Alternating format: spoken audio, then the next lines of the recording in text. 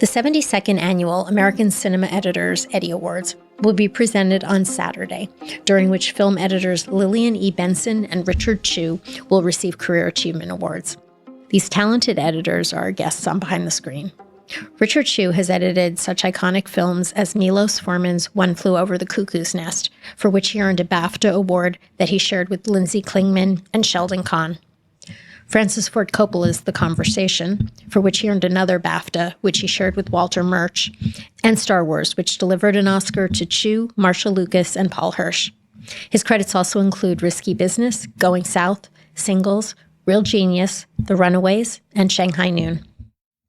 Lillian Benson was the first woman of color invited to join ACE 30 years ago and has been an active member, serving on the board of directors for the past 2 decades. She was nominated for an Emmy for the PBS Civil Rights documentary series Eye on the Prize, and additional credits include Beyond the Steps, Alvin Ailey American Dance Theater, All Our Sons, Fallen Heroes of 9/11, Maya Angelou and Still I Rise, and John Lewis, Get in the Way. She has taught film editing at USC, Columbia College Hollywood, and the School of Visual Arts, and she's currently in her 6th season editing Chicago Med. Let's welcome Lillian Benson.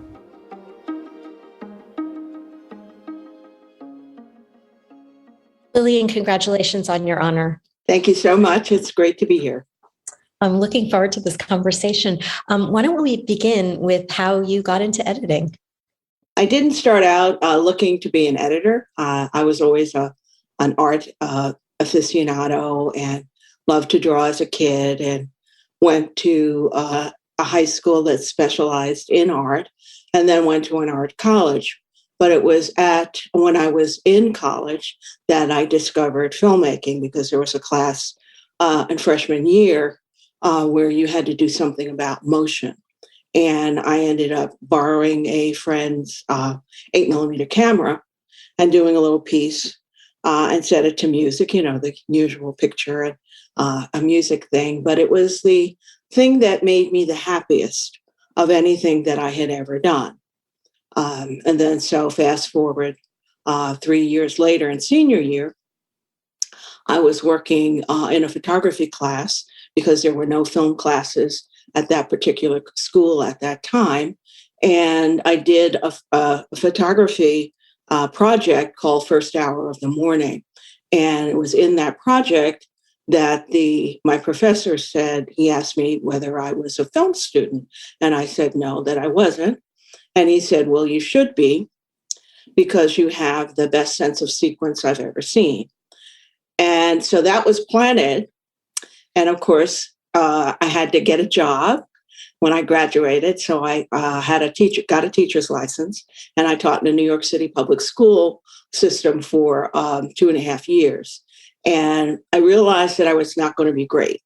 And because I'd had some teachers who really inspired me and protected me and encouraged me, I decided I didn't want to waste a spot and take up space. And previously, I had met a woman who was a documentary editor named Pat Powell, and she encouraged me and said if I ever wanted to leave teaching, she would help me. Now, I was naive enough to believe that she would, and fortunately, she did.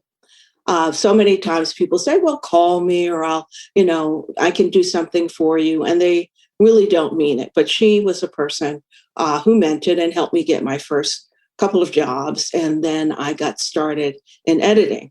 I wanted to be a cinematographer because I enjoyed photography so much, but I realized it was not really a job in which I would have much success because the cameras were heavy.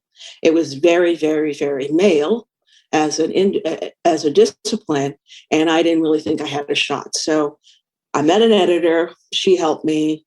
She could do it. She introduced me to some people. So I thought, oh, well, maybe editing is what I should do. Well, you've done all sorts of projects, from documentaries to narratives, and I'd like to talk about a couple of them. Why don't we start with the documentary Eye on the Prize? Would you tell us about that project and how you got into it? Eyes on the Prize is a seminal documentary civil rights series, and it was 14 hours. The first Eyes on the Prize was done in 6 episodes, and the second set was 8. And I worked on the second set of episodes. I had applied for the first, but I didn't get the job. And I was, of course, crestfallen. And but I got the second one, so it's all good. And there were 4 teams with 2 producers, 1 assistant producer, and an editor. And there were staff archivists and staff writers. So that was the structure. It was actually the biggest shop I'd ever worked in at the time. And it was my first PBS documentary, hour-long documentary. The producer, Jackie Shearer, thought, the producer, Jackie Shearer, believed I could do it, and she wanted to hire me. Other people felt, as is so common in this industry, if you've never done it, you can't do it. So she had to lobby hard for me, and I got the job, and it transformed me. I'm a beneficiary of the civil rights movement. My family is from the South, and so I had firsthand knowledge through their experience of all the Jim Crow laws and all the evil that existed in those times. And I grew up in New York City, but I knew, because we would go back and visit, and I'm old enough to have seen those signs, colored only, white only. So it was actually an opportunity to both explore the history further, but also pay homage to people who had really struggled and fought so that I could have something better. So actually I could sit in a chair as an editor and do something that most Black women did not do at the time. But Jackie was an extraordinary director, and the 2 episodes we worked on, and she had her co-director was Paul Steckler, and the 2 episodes we worked on were Promised Land, which is the last year in the life of Dr. Martin Luther King Jr. So it went from January of 67 through November of 68. After the election, we ended with the election of Nixon. And the second episode was called Keys to the Kingdom, and it was about the legal remedies to segregation. There were 3 segments in that episode. The first one was about Boston busing in 1974. The second was about the election of Maynard Jackson, one of the first Black mayors in Atlanta. And the third was the Alan Bakke case, which was a civil rights case that went to the Supreme Court about affirmative action in colleges and across the United States. Because Jackie was the daughter of an activist in Boston, she decided she wanted to tell the story of Boston busing from the perspective of the mothers, both Black and white. And that was one of the main reasons she wanted a female editor. And she felt that she hit the jackpot when she got an African-American female editor who also had been bused. So I was bringing my personal experience to it, as well as the artistic sensibilities that develop over time. The more you cut, the more you find your voice. I probably should say I was nominated for an Emmy for my work on The King Show, on Eyes on the Prize, the second Eyes on the Prize. And also I came to the attention of George Grenville, then president of ACE, when he was looking to recruit women for the ACE membership. And I was invited to apply and did, and got it. And you became the first African-American woman to be accepted into ACE. And since then, you've been incredibly active. You've been on the board for many years, a board officer. And also, I know you've been very active with the diversity committee. There are 2 diversity committees. There are 2 diversity committees that I am co-chair of. One is ACE, and then that is a mentorship. The official title is the ACE a diversity in editing mentorship committee.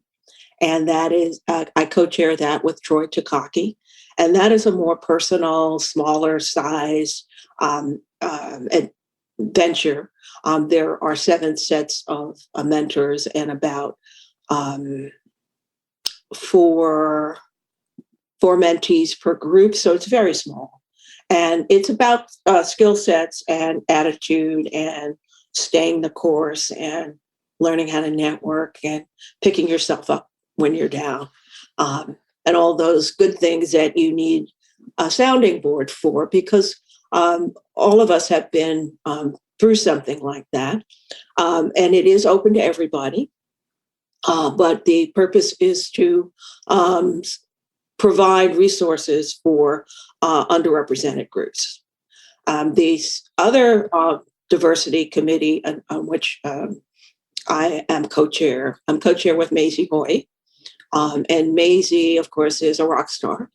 And it's for the Editors Guild, the Motion Picture Editors Guild. And that is designed to, again, help people blossom, but also to allow the membership, to introduce the membership to people that might not look like them. Because, you work with the same group you work with, you don't know about anybody outside.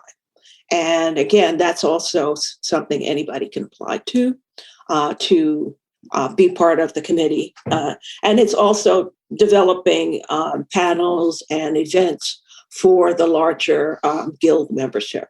So that's a much bigger thing.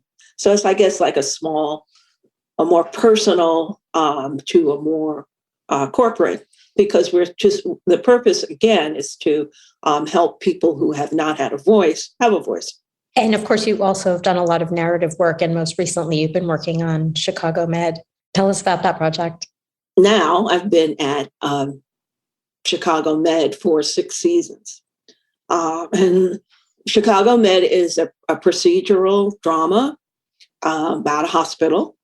So there's a structure of, how many patients. Usually there's 3 patients, or sometimes 4. There's a big story, the A story, just like a novel or, any other kind of fictional piece. That's the big story. And then there's a backstory of the underlying continuing drama of the characters. And it's a lot of talking, a lot of words, which is fun for me because I like words. And it's not a whole bunch of action and car chases and stuff. I did have a car crash at the beginning of this episode I'm working on now. So I was using a different part of my head. But, people are people. And I try to put myself in their shoes in the scene if I'm having some trouble. Like, who would I want to look at? What would I want to see? And because our executive producer, Arthur Forney, is a former editor, he can really help you find that place to look if you're having trouble.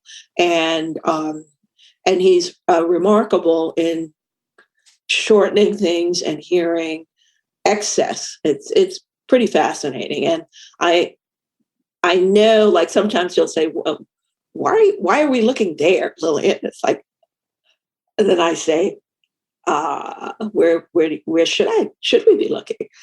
Give me the answer already. Don't question me. Give me the answer, please. So it's been a good run, and I'm working with 2 other editors who are very good. David Siegel and Nick Beresford. And prior to that, J.D. Bruxton was on the team. He's wonderful. And so, I mean, it's really, it's the truth of the medicine. It's the truth of the spirit of the people and the emotions of the people. It's not the literal truth the way it is in documentaries, when we know that Dr. Martin Luther King was assassinated on April 4th in the afternoon at the Lorraine Motel. That is not open for interpretation. We know when certain laws were passed. We know when Maynard Jackson was elected mayor in Atlanta. We know when the Bakke case came down from the Supreme Court. These are all facts. So there's not wiggle room, but it's always about the emotion and the consequences, the stakes, the losses, the wins, the victories, the empty victories sometimes. So there's enough overlap, but it is very different. And you work, of course, on episodic, not on features, because I've never worked on a big, theatrical features. I've worked on indie features, but with an indie feature, you're with the person 5-6 months. With a big documentary, you're there 6 months to a year. With episodic, you're there 4 days with that director and 2 weeks with the producer, period. Next. And it's just a different, it's different. You're now getting ready to accept American Cinema Editors Career Achievement Award. Huge honor. Would you reflect a little bit? What does that award mean to you? The Career Achievement Award is not something that I ever thought I would get. Other people have said that to me when they were chosen. And of course, having been on the board for 20 years, there's been 20 sets of people that I voted on. And I did not ever think it would be my turn. So it's a great honor. And it means a lot because it's from a group of people who are extraordinarily talented. And I pay money to see their movies. So it's pretty special because of that. And the two people who sponsored me into American Cinema Editors, the first was, it was John Carter and John Stowe. And they are the first two men of color to be asked to join. John Stowe was first. John Carter was second. Leon Ortiz Gill was third. I am fourth, but the first woman. So Mr. Carter told me about ACE, because of course I said, what does ACE mean? When I saw it, because I'd seen his stuff in the movies. And John Stowe worked on all the Jacques Cousteau series. And so I would see John Stowe, ACE. And so I learned what it was before I was asked to apply. So I knew what it meant. And so that kind of long ago feeling of it being a special honor and a special place hasn't really waned, because I see the quality and the camaraderie of the people in the organization. And so it's even more important because I know what it's like from the inside out, not just from, seeing it from afar. But I remember the first event I attended, and it was before I was a member, and it was the year Margaret Booth received a Career Achievement Award. And of course, Margaret Booth ran MGM. And Miss Booth had gotten an award from the Academy a year or two before, and I think that's how I knew her name. But I was sitting in the big old ballroom, and there was this incredible legend on the stage, and it was really very, it was invigorating and strengthening and encouraging. So if I can do that on that stage, come March 5th, I'm a happy girl.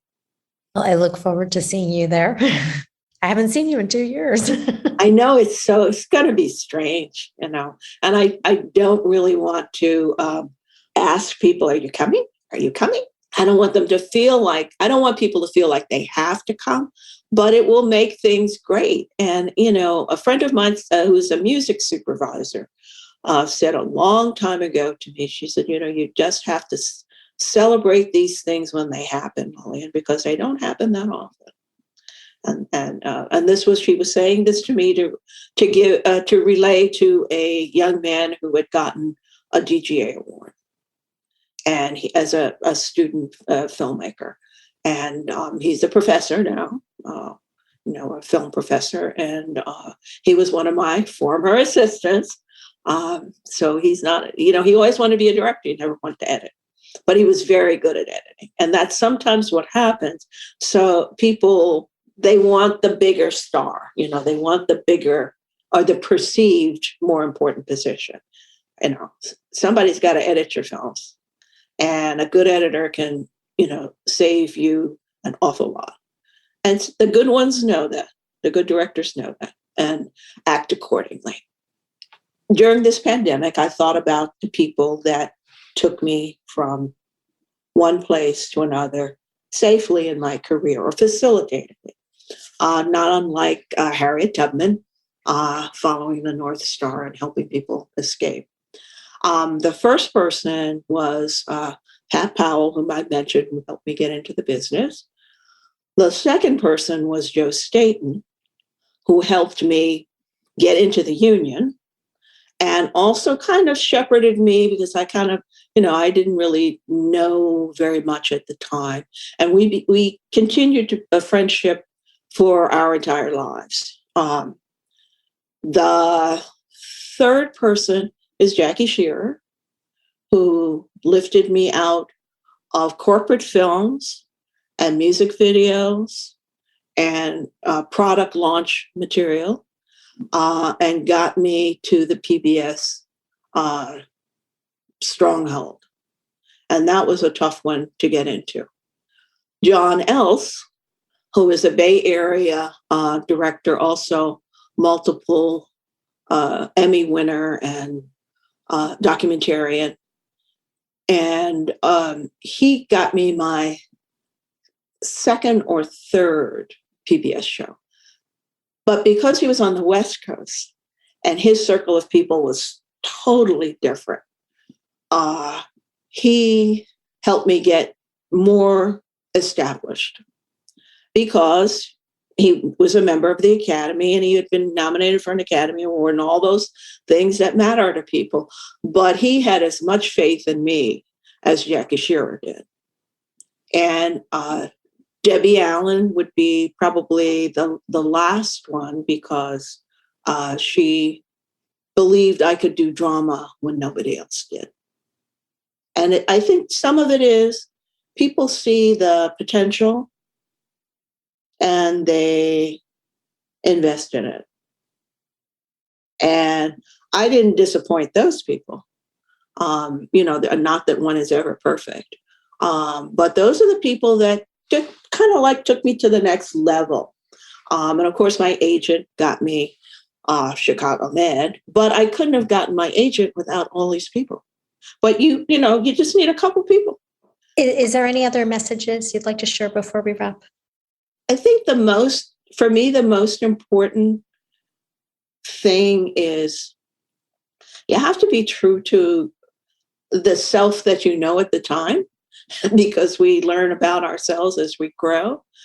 But you can't be somebody else, and you can't be something for somebody else just because they want it, because you lose yourself.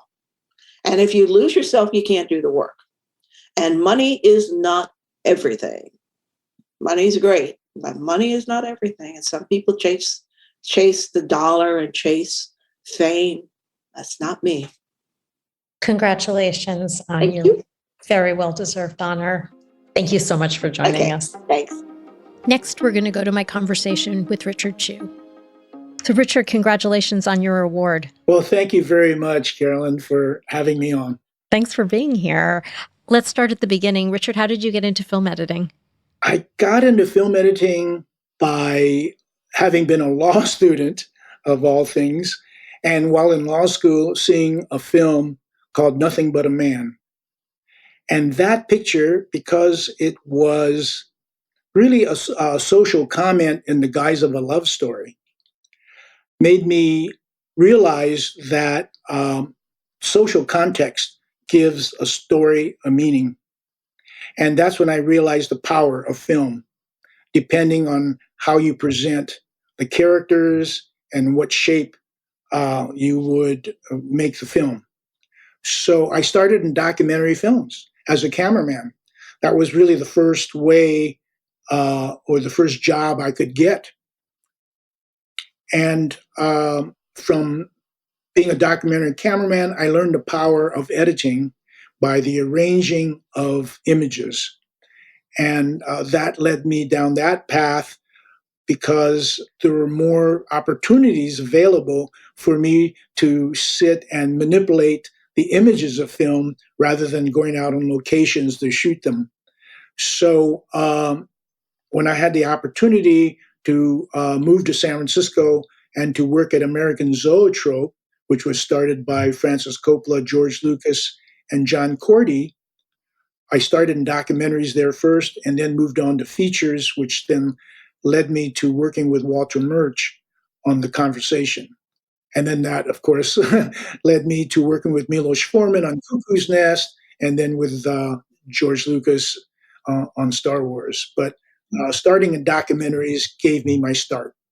Let's talk about some of your stories. One of your Oscar-nominated projects was One Flew Over the Cuckoo's Nest, where you, I believe, were on location for some of that. Yeah, being on location brings you such new adventures because you're in, different ground than you're used to. And since Cuckoo's Nest was filmed at the Oregon State Hospital, which was still active with patients that had different medical conditions, the ground floor of the wing we were in was actually used for production offices and for the set. And on the second floor, they were able to squeeze us into about 3 or 4 rooms where we were able to set up our editing rooms. And what I immediately noticed when we moved in there to get our equipment in was that the doors to each of the rooms had deadbolts. And the doorknob was on the outside, not on the inside of the door. So if you're in the room, there is no way that you can get out unless an attendant opened the door for you. So I thought, oh, that's kind of interesting. And then, of course, all the windows had wire screens, but reinforced iron screens, metal screens, so you can't like open the window and jump out. We were only in the second floor, but I don't think I would try to jump out anyway. But you know, we had editing machines at that time because we're editing on film, and the machines were quite bulky, so it took up most of the space of the room. So only 1 or 2 people could be in there anyway. But I found out subsequently, after moving into our editing rooms, that the maximum security ward for women patients was above us. And yeah, I didn't think that there was anything unusual about that. But, after the first week or so, I began noticing that there would be crashes sometimes, coming from above. And then after the crash, you would hear a bunch of footsteps converge on the spot. So, I was just kind of picturing the worst of whatever that was going on up there. Was someone was having an episode and the staff would have to go and attend to it. But it did kind of kept me and my staff, I had a couple of assistant editors, kept us on edge because we didn't know, because we had to use the same stairways to go up and down, whether we would run across people that might have an issue with us being there or with each other. So that really kind of kept us edgy. So you and Lindsay and Sheldon all had your suites there? No, I was the original editor, the first editor, and I was there until April. Right. And Lindsay and Sheldon didn't join us until we returned to Berkeley, where we set up at Fantasy Films. And then about, I forget, maybe in May or June, Lindsay joined us first. And then because United Artists had this hard date for us to finish, then I believe Shelley Kahn joined us in somewhere midsummer. I don't recall right now, but it was after we were there in a dangerous location. Well, when you were editing One Flew Over the Cuckoo's Nest, you had a chance to meet Jack Nicholson, and he subsequently invited you to edit his movie Going South. Working with Jack was such an unusual experience because, of course, he's this blow up international star. So I was quite flattered that he would ask me. But then on top of that, he asked me to go on location with the picture. And we were filming in Durango, Mexico, or actually outside of town. And in Durango was the hacienda where Jack was living and also where I had set up our editing machines. And one day, he asked me to come and visit him on the set. And at the end of that day, he invited Nestor Almendros, our DP, and me to ride back with Jack in his RV. And it started to rain it was an hour's drive from the set back to Durango. And in the middle of the drive, it started to rain. And so Jack asked the driver to stop. And he says, boys, you have to do this with me. So we were wondering, like, what's going on? It's raining, and we stopped in the middle of this 2-lane highway. And he opened the door and he says, come on, boys. So he let us outside, and he had us climb up the ladder to the roof of the RV. And he laid down in the middle, and he had Nestor go on his left and me on his right. And then he locked our arms to hold us there. And he says, you guys want to hold on to the railing? So we grabbed on, and then he yells to his driver, Cotton, let's go. So Cotton, the driver, would start slowly going down the road faster and faster, and it's raining all this time. And then, of course, the faster he went, it seemed like the harder the rain fell on us. And then when he got up to, God knows, 30 miles an hour, Jack said, okay, sit up. And we're wondering, what? So we sit up, and these rain pellets were just like digging into our face like needles. So I was thinking, this dude is crazy. Don't get to do that every day. No, you don't get needles in your face every day sitting with Jack Nicholson. And I know you also enjoyed working with Peter O'Toole. That was my favorite year. Yeah, that wasn't by any choice, because in my favorite year, I was really hired by Richard Benjamin, who was directing his first film. And Mel Brooks was the executive producer, and they interviewed me. And I never met Peter until one day. Well, let me just back up a little bit, that there is a scene that is in the middle of my favorite year where Peter O'Toole, as a Earl Flynn kind of character, is dressed in roundhose and the period costume as a with a sword. He was some kind of knight in this fictional movie inside of my favorite year. And he is supposed to save the princess in danger from the villain with a sword fight that involved a lot of movements inside this set. And I put together, and that was filmed actually prior to principal photography on the MGM lot.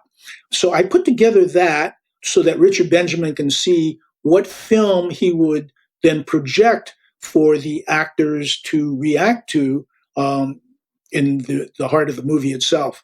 So Richard Benjamin was quite happy with what I had done with it, because it was supposed to be a 3-minute piece inside this movie. So Richard, being really an inexperienced director, and then, of course, trusting his relationship with Peter O'Toole, decided to show it to Peter O'Toole at Daly's one day. And Peter O'Toole did not like it. He said, he came back, he sat in the front row of the small theater where we were watching Daly's. And after he saw it, and Richard thought he would come back to compliment us instead, O'Toole came back and he said, have you no shame? A sword fight is a dance, and you don't show a dance. So we're perplexed, like, what's going on? And then, of course, he didn't want to go on any further, and it put a stop kind of to the filming, or at least the relationship with O'Toole on just future scenes. So the producers huddled with Richard Benjamin and thought, well, next week O'Toole isn't working. We're filming all these other scenes with the others. So, hey, let's put Peter into the editing room with Richard, and he can recut it with Richard. And I'm thinking like, wow, even though I'm fairly inexperienced in working in feature films at that time, because that was pretty early in my career. Like, who allows an actor to come into the editing room, to fuss with the picture? But he was Peter O'Toole, right? So on the next Monday morning, there he came, and we were supposed to. I had my assistants kind of, make a copy of a black and white copy at that time. That's what we had to do with film. And so we can preserve what I had originally done. And then we reconstituted the cut footage into the original daily rows. And then we went into a theater where I could watch the dailies with him. And of course, Peter being the star, loved that attention. And he had, it wasn't like he was just going to sit there and look at it and come back to the editing room. He had his cousin, who was his assistant that time in Hollywood, Sean, bring him his morning cappuccino and the Irish Times and some croissant. And so he was making a day out of it. And I got to then, for the next few days, look at the same reels over and over again so he could analyze his dance. And finally, after about the second day, and we only had like a half hour of dailies, but after these repeated viewings, he thought he had an idea because he was convinced that since it was a dance, we had to show more of his footwork in wide shots. And Richard Benjamin and I decided we did not want to use wide shots because Peter O'Toole is quite thin. He's quite slender, and he didn't quite fill out his round hose. So they look kind of baggy on him. So it didn't look like he was really like the heroic Earl Flynn kind of character. So Richard Benjamin and I decided, let's stick to the medium shots and close-ups and only use the wide shots when we really had to show the geography of it. And that was Richard Benjamin and my plan. But then O'Toole thought he wanted to show all the wide shots so he could show the choreography of the dance that he had worked so hard to do. So once I started to do it the way he wanted to, putting together those pieces using the wide shot, he convinced himself, or he decided that that's probably not the best part of the scene, not the best way to show his action.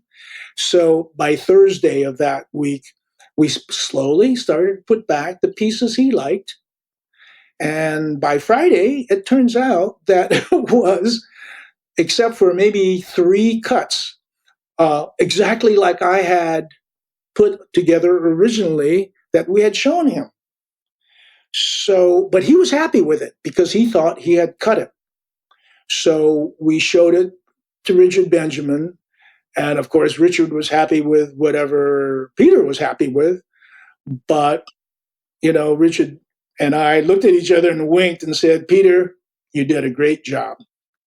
Well, that's something that I do hear quite a lot of editors talk about, is just how do you handle a situation when, whether it's an actor or the director, doesn't have the same creative perspective. Yeah. But, in this case, I didn't mind because, it wasn't like he was just any actor, right? He was someone, when I was in college, I saw Lawrence of Arabia, and this is like Lawrence. And he's Alan Swan in My Favorite Year. But during all this time, of course, as I'm working and listening to him, I got to hear a lot of stories from him. And it was better than being in a bar with him, and he didn't drink by this time anyway, he said. So I got to hear a lot of stories from Peter O'Toole, and he was just a terrific guy, just to hang out with. And I didn't think of him at that time as being Lawrence. He was an actor trying to enhance his performance. And you worked with Tom Hanks on That Thing You Do, which he directed.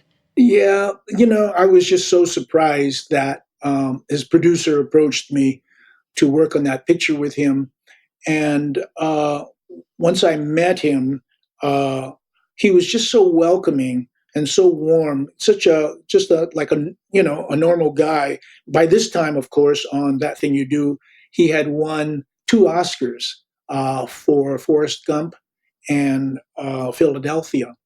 And even though I work in the business, I just assumed that the actor or the person is like his image or his character that I see in a movie. So by the time I met him, he was just like a normal guy, and he was just so warm.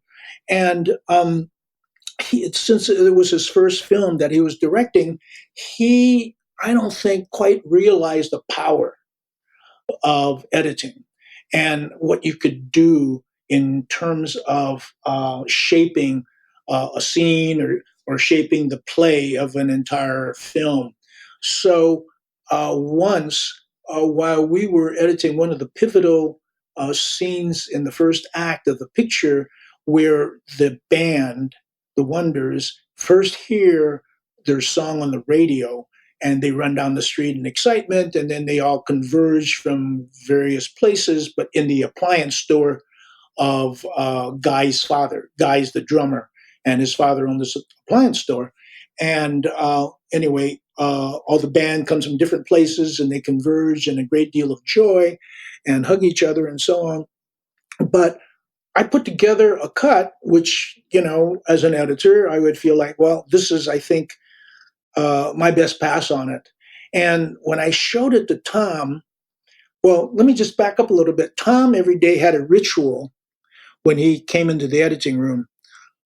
His producer, Gary Getzman, just knew exactly how to set the table for Tom each morning, because Gary would come up outside the hallway, and in jest, he would say, "Attention on deck, director here." So then Tom would make his entrance. And it was just comical for us each day that this little ritual would occur, that kind of his lieutenant would announce that the captain's coming in or something. And then, of course, Gary would take our Starbucks orders, and he'd make sure that all the assistants and everybody, the office staff and me and Tom and him, had our Starbucks hit.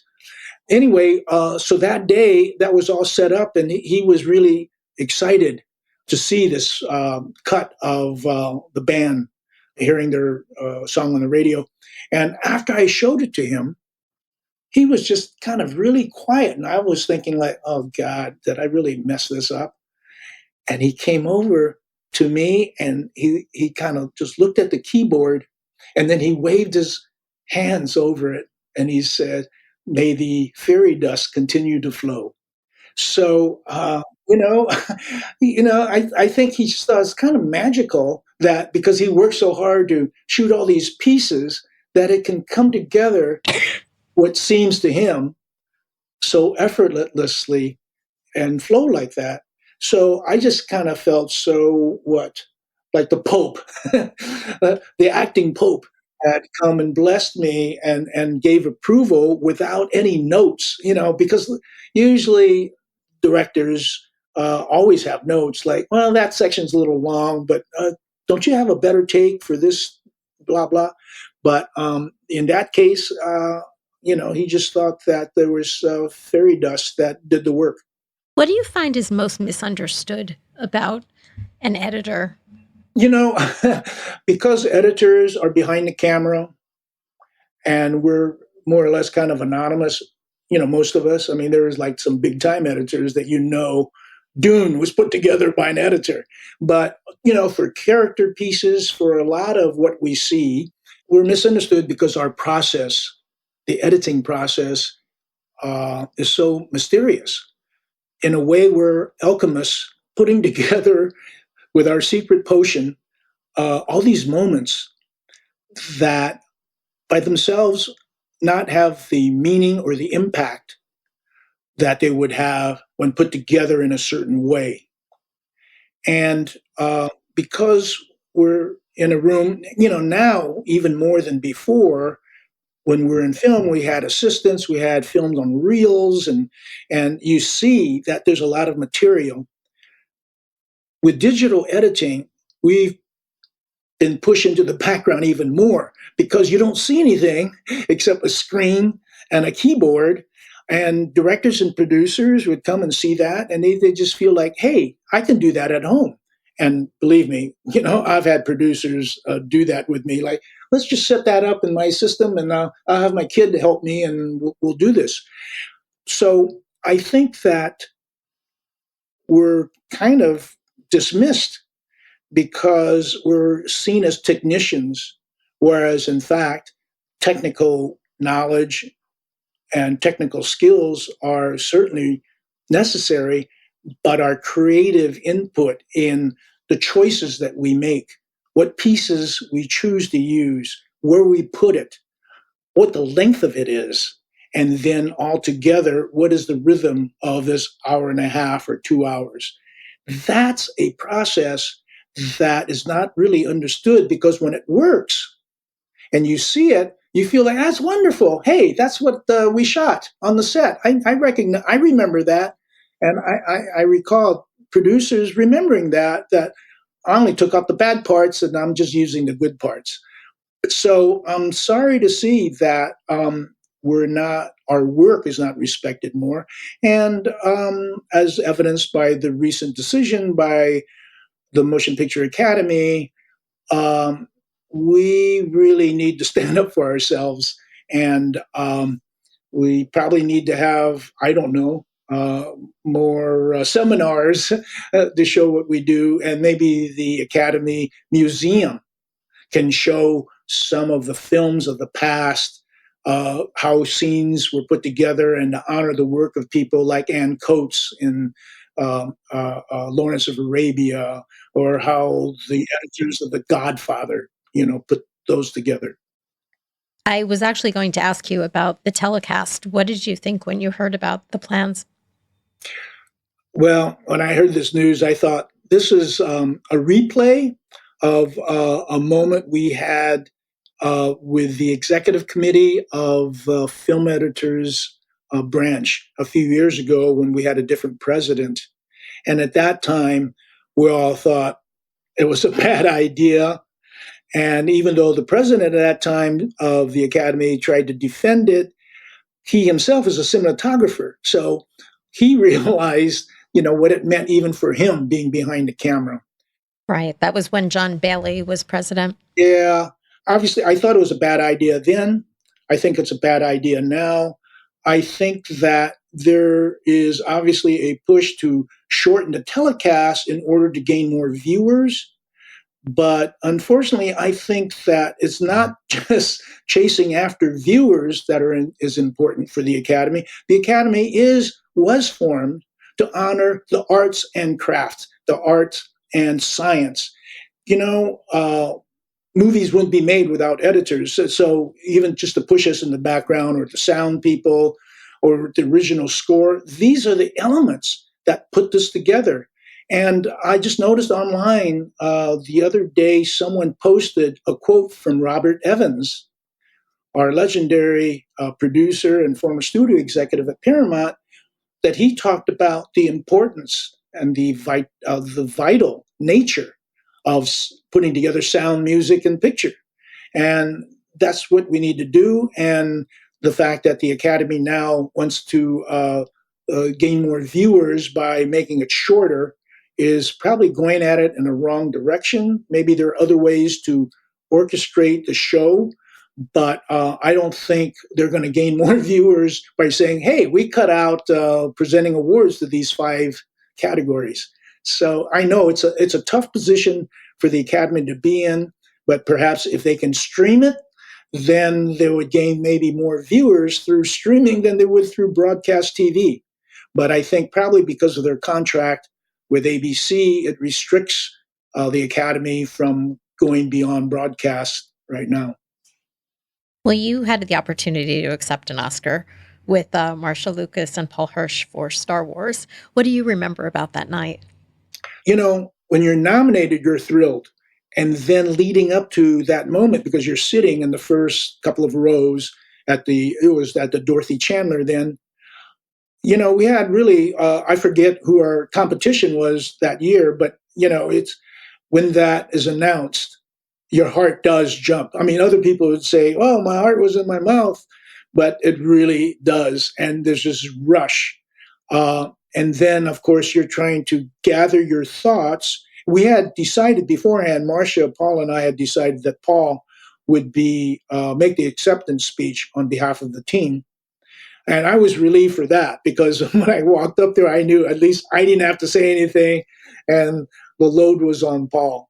But just standing up there and looking at, I forget what the capacity of the Dorothy Chandler is. It's in the thousands of people, maybe 3,000, 4,000. But it was just big. I remember looking at George Lucas in the front row and holding my Oscar, just waving it at him to thank him for it because it was George's vision, George's perseverance that made it all possible for us. Probably a bigger impact than being on stage was then going backstage into the press room, because then that becomes pretty relentless. The questions that different members of the media would have, and they would be firing these questions at you. And fortunately, there were three of us, so we could each take turns in answering some of that. But it definitely was a big thrill. And then the party afterwards was even better because at our table was John Williams, and his companion for that night was Mia Farrow. So to be able to be at a table and share champagne with John Williams and Mia Farrow, maybe that was more memorable. I don't know. Would you reminisce a little bit about working on Star Wars at the time you're working in San Rafael? Well, when I was approached to do that film before George Lucas had left for England, because I just lived down the street from his original house there in San Anselmo. And I just had my second child, or my wife just had her second child at the time. So I didn't want to go to England. And if I did, I wanted to not only bring my family, but then a nanny. And then, of course, the budget for Star Wars was quite limited. So they weren't looking to support an entourage of Richard Chew to go to England. So I passed on it. But when they returned, as it turns out, George wanted to recut a picture with a different editor, so he had Marcia Lucas start on the end, the climactic couple of reels at the end, and they invited me to join them to start at the beginning. So I hadn't seen any frame of the picture, and so he asked me in, and he's just started to show me some of the dailies, and of course I had never seen anything like it. Growing up as a boy, I was a big fan on TV of Flash Gordon and Buck Rogers, which by the time I saw it, they were quite old and in black and white. And they were, for their time, it was suitable, but, it was kind of tacky. But when I saw the dailies that George brought back from England, I was like, when those doors would slide open, and then the stormtroopers would come running toward the camera, or when you see Darth Vader with his costume, I just thought, this might be a little different. This might be kind of interesting. And then I saw the robots and R2D2, and at that time, of course, they didn't have any sound. And 3CPO was the actor, Anthony Daniels, right? So he's speaking through his mask, and he's speaking like, so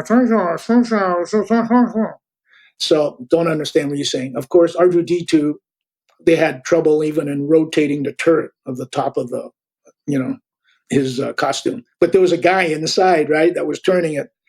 And then, of course, Darth Vader, as imposing as David Prowse was in his costume at 6'8", when he spoke, he had kind of a thinner voice, and also he had a mask on. So when he spoke, it was also like, so, how do you cut this stuff? Because, you really didn't understand what they were saying. So it was an exercise of cutting it visually.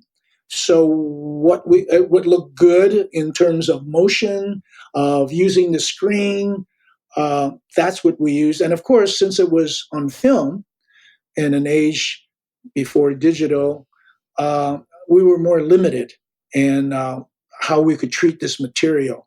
And of course, it was a thrill to put it together, but the scenes I was assigned to do, like the gun turret sequence when the guys were escaping from Mos Eisley, it was green screen. So we didn't even know what ILM was going to put in there. So we could only cut by the rhythm of what the actors were actually doing in front of the camera, trusting that ILM was going to animate and add all the background elements to make it work. So it was really a different process for me because I had come out of One Flew Over the Cuckoo's Nest and out of The Conversation, and then prior to that, documentary. So I had a more difficult time maybe in having faith that all this other stuff would fill in. Did you edit the cantina scene? I had put together the first cantina scene, but George was really unhappy with the costumes on the characters. So he went and reshot it with different costumes. Now, for me, I don't know what he envisioned. And I thought the original cantina scene looked okay. All those characters are fantastic anyway, and they're fantasy. So you can make them look like whatever you want it to look like. And I don't know if the viewers, would distinguish that. But he did after I left the picture because there was a limited budget, and at Christmas time, by the end of 1976, Martian and I left, and we went on to other projects, and then Paul Hirsch stayed on, and was able to recut that scene with the reshoot that George had with different costumes and makeup. What do you think about this fan debate about who shot first? I think the fans of Star Wars can debate this forever. I know that was a problem, when we were editing, about whether Han, what kind of guy is he? Is he going to shoot first, or is this in self-defense? And I suppose, that keeps the franchise going. Personally, he's Han Solo is such a swashbuckling guy. I accepted the fact that he would shoot first because he's not a guy with scruples anyway. His character, he was a gun runner. So to me, I don't know. Maybe that's what devoted Star Wars fans would really care about.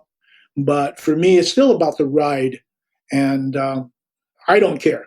In other words. Well, on Saturday, you're going to be accepting your Career Achievement Award at the Eddies. Any other reflections or messages for the editing community? Yeah, without giving away my speech, I'm just thinking that we as editors really have a tremendous responsibility to our audiences because of the pivotal role we play in the construction of a movie. And I think that with this responsibility, comes, especially at this time where the world is in turmoil, we could be much more encouraging to bring out our common humanity and to encourage perhaps more compassion in how we see our fellow citizens, and not create more division. And I know that sounds really Pollyanna-ish, but because movies play such an important role in shaping people's views of other people, whether they're stereotypes, whether their views are justified or not. I think we need to maybe do a correction and help people become, I don't know, better citizens, better neighbors, better members of the community, to boost each other up rather than to denigrate others. So I guess that's the main thing I feel about what we could do. But, and, I'm kind of out of the field of play right now, which is, okay by me. But I think we, brothers and sisters, we got to be strong and stand up for our working conditions, which I think we're harmed by the callousness of producers not to support us all so that we can still have a family life, a private life, in addition to our professional life. Well, thank you so much for taking the time to talk with us, and congratulations. And I look forward to seeing you on Saturday. Well, thank you for inviting me to talk today to you.